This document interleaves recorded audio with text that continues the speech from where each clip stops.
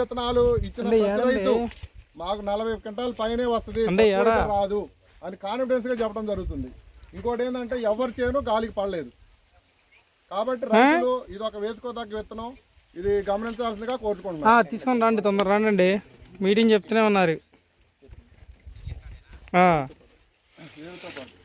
అంటే దానికి వేరే వస్తుంది చూపిస్తుంది, తొందర రావాలా మీరు.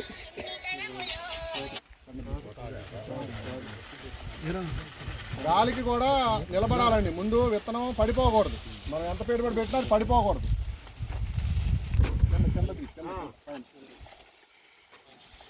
కింద వేరే వస్తుంది చూపి నాది లేపి ఇటు పెట్టు, ఎదరబెట్టు, బల్లాకి ఎదరబెట్టు.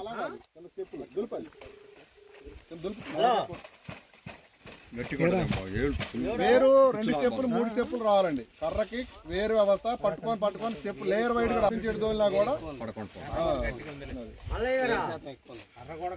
కర్ర దంటుంది. విత్తనం మంచిగా అనిపించింది నాకు, రైతులు వేసుకోదగ్గ విత్తనం.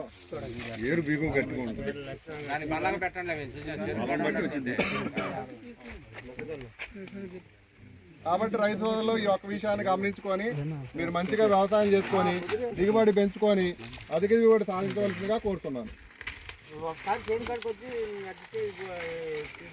ఇక్కడికి వచ్చేసినటువంటి రైతు సోదరులందరికీ